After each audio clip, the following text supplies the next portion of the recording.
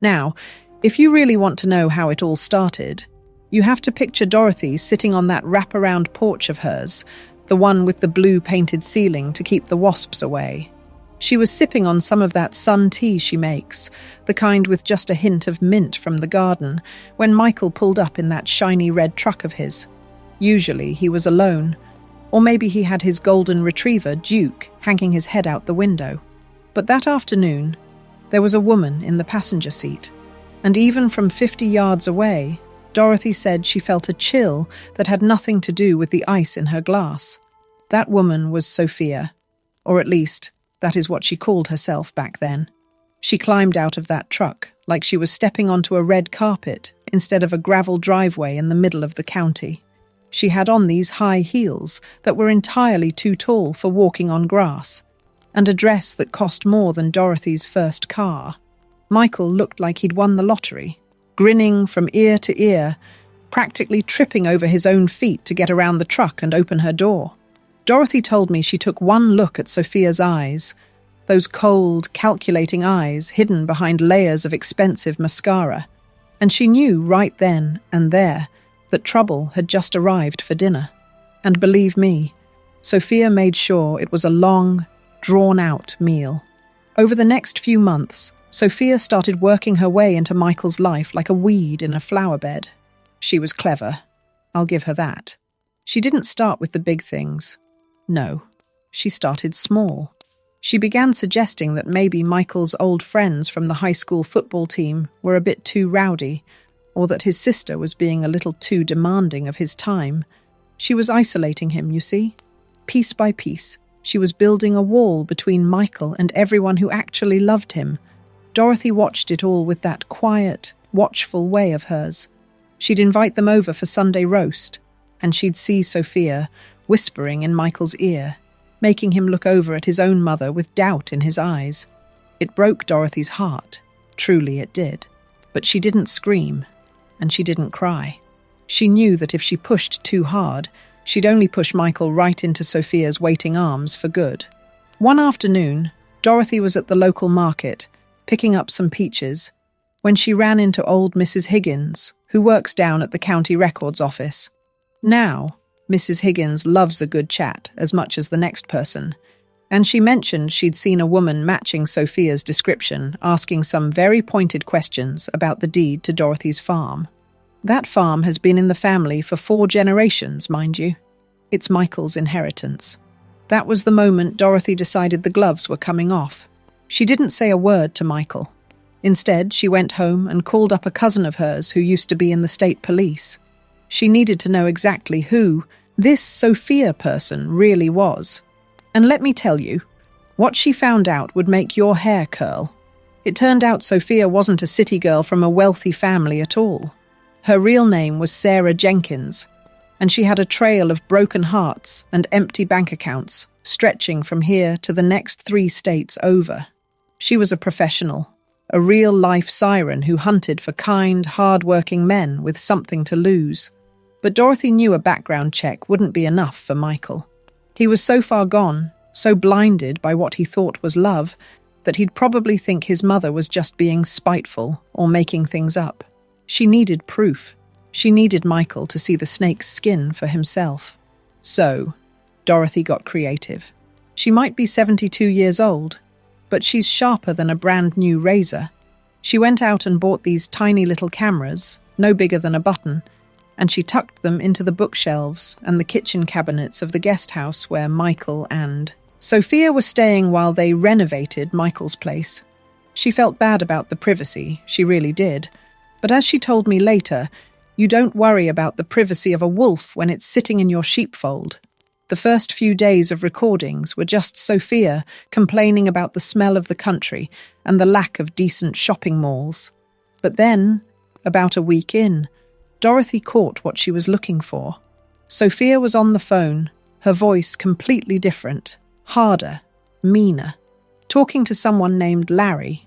She was laughing about how easy it was to manipulate the big lug, and how she'd have the deed to the property signed over within the month. She even joked about how she'd put Dorothy in a cut-rate nursing home the second the ink was dry.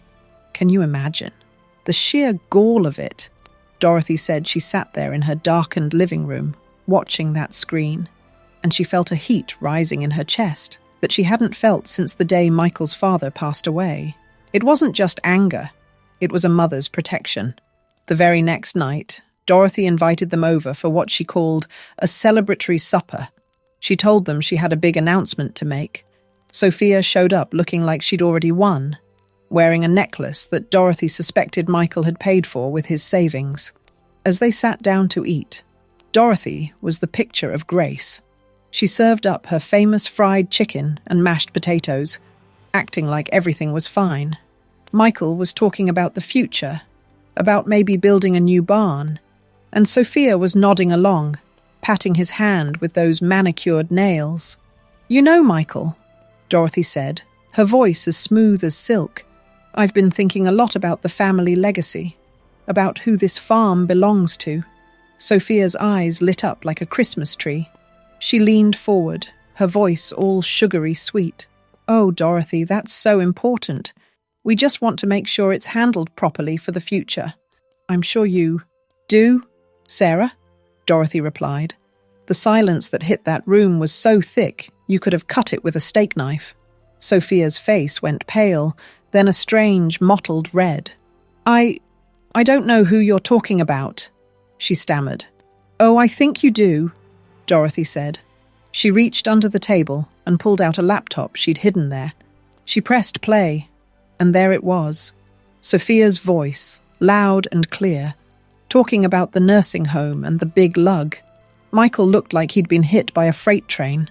He watched the screen, his face going from confusion to realization to a deep, terrible sadness. He looked at the woman sitting next to him, the woman he thought he was going to spend his life with, and he saw a stranger. Sophia didn't even try to apologize. Once she realized she was caught, the mask just fell away. She jumped up, screaming things I wouldn't even repeat to you, calling Dorothy names that would make a sailor blush. She tried to grab her purse and run, but Dorothy's cousin, the one from the police, was already pulling into the driveway. It turns out Sarah had a few outstanding warrants for some financial funny business in the next county over. The way Dorothy describes the look on Michael's face after they took her away, it just breaks your heart. He sat at that table for 3 hours, not saying a single word. Dorothy didn't push him. She just sat there with him, rubbing his back and making sure his coffee stayed warm. That's what a mother does. She stays in the ruins with you until you're ready to start building something new. It took Michael a long time to trust his own judgment again. For a year or more, he barely left the farm, except for work. He felt ashamed, I suppose. He felt like he'd let his mother down, like he'd been a fool. But Dorothy, she just kept on being Dorothy. She'd send him home with extra leftovers. She'd ask him to help her with the heavy lifting in the garden, and she never once said, "I told you so." Not once. Then, one rainy Tuesday, Michael was at the hardware store in town, looking for some specialized bolts for the tractor. He was standing in aisle 4, looking completely lost, when a young woman asked if he needed help. Her name was Jennifer. She was the new manager there, a local girl who had come back home after college to help her ailing father with the business. She wasn't flashy like Sophia. She had paint under her fingernails and wore her hair in a messy ponytail, but she had a smile that reached all the way to her eyes. Michael told Dorothy later that when Jennifer spoke to him, it was the first time in a long time he didn't feel like he was being managed or manipulated. He just felt seen. They started talking about tractor parts, then about the weather, and then about the best place to get a burger in town. It was slow going at first. Michael was skittish as a barn cat in a thunderstorm, but Jennifer was patient. She had a goodness about her that you could feel from a mile off. When Michael finally brought her home to meet Dorothy, the atmosphere was entirely different. There was no chill in the air this time. Jennifer walked up onto that porch, wiped her boots on the mat, and handed Dorothy a small jar of homemade strawberry jam. She didn't try to impress anyone. She just sat down and talked about her love for old houses and her father's collection of antique tools. Dorothy watched them together, and she saw the way Michael laughed, really laughed, for the first time in years. She saw the way Jennifer looked at him, not like a prize to be won, but like a partner to be cherished. The wedding was held right there on the farm, under the big oak tree by the creek. It wasn't one of those fancy affairs with a 5-tier cake and a professional photographer bossing everyone around. No, it was just family and friends. Some good bluegrass music playing from the porch, and enough barbecue to feed the entire county. Jennifer wore a simple white dress that belonged to her grandmother, and Michael looked so handsome in his suit that Dorothy said she had to wipe away a few tears of her own. When they said their vows, you could hear the sincerity in their voices. It was the kind of promise that's built on solid ground, not on sand. And you know, the best part of it all? Seeing Dorothy at that wedding. She was beaming, fluttering around like a butterfly, making sure everyone had enough sweet tea and that the dancing never stopped. She'd fought a war for her son's soul, and she'd won. She'd protected her family. She'd cleared out the rot, and she'd made room for something beautiful to grow in its place. Looking at them now, Michael and Jennifer have a little boy of their own, a spitfire of a kid who has Dorothy's stubbornness and Michael's eyes. They're building a life that's honest and full of hard work and even more love. And Sophia, or Sarah, or whatever name she's using, now, well, she's just a fading shadow in the rearview mirror. It just goes to show you, doesn't it? You might be able to fool some of the people some of the time, but you are never, ever going to get one over on a mother who has her eyes wide open. Dorothy is a testament to that. She taught us all that sometimes. You have to be a little bit of a detective to be a whole lot of a mother. I was thinking about all of this just the other day, when I saw Michael and Jennifer walking through the farmer's market, holding hands and laughing at something their little boy had done. It made me realize that life has a way of balancing itself out, as long as you have someone in your corner who refuses to let the bad things win. And really, isn't that what we all want? Someone who will set the traps for the wolves so we can live in peace. Dorothy did that, and so much more. She saved her son, she saved her farm, and she saved the future of her family line, all with a bit of technology, a lot of intuition, and a heart that simply wouldn't quit. I see some of you are commenting now. Mrs. Henderson from Georgia says she had a similar experience with a daughter-in-law back in 1998. Bless your heart, Mrs. Henderson.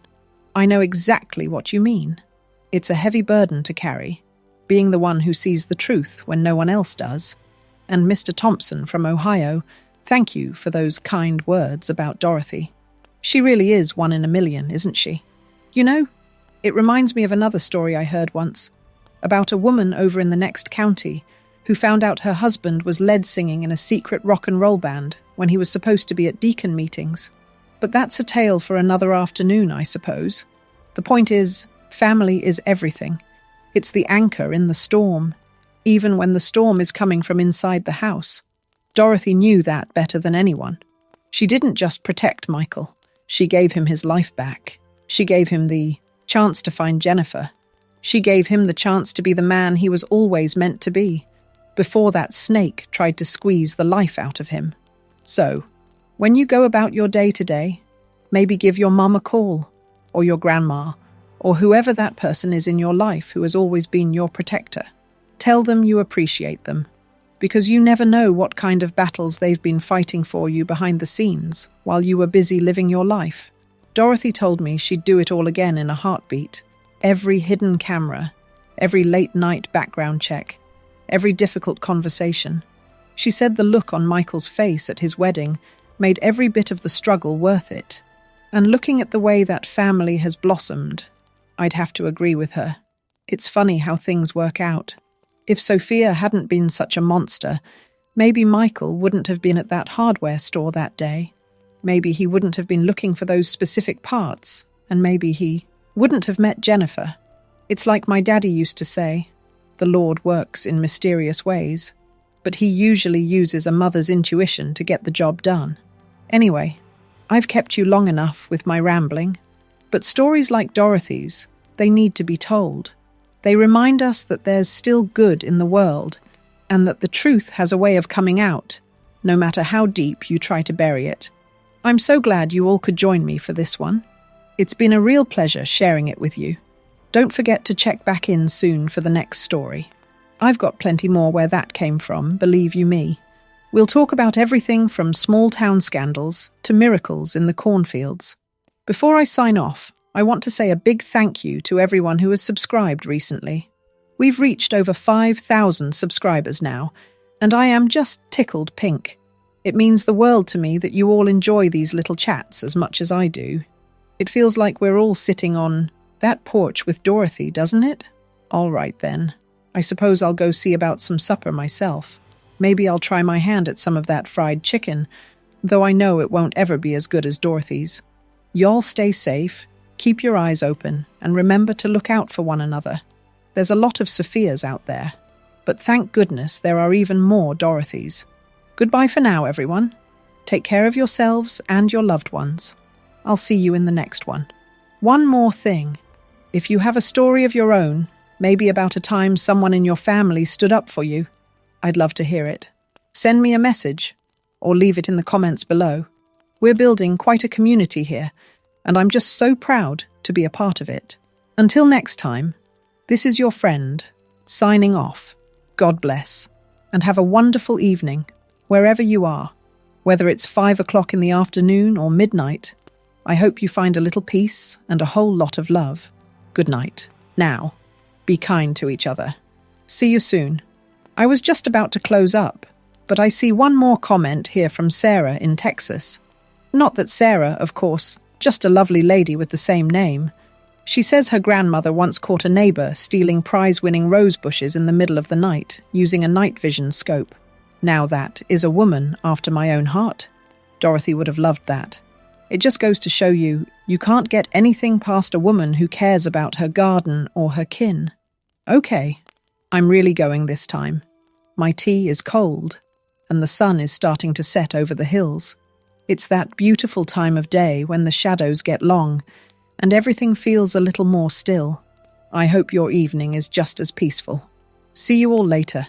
Bye-bye now. Take care. Wait, I almost forgot to mention, for those of you asking about the recipe for Dorothy's sun tea, I'll try to get her to write it down for me. She says the secret is in the timing and the quality of the mint, but I suspect there's a little bit of magic in there too. I'll let you know if she shares it.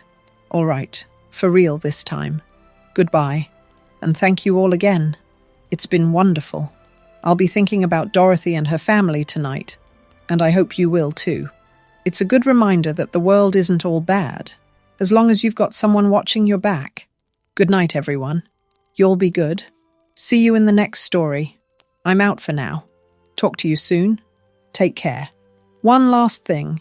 Don't forget to hit that notification bell so you don't miss the next one. It's going to be a doozy. I promise you that. Okay? Okay.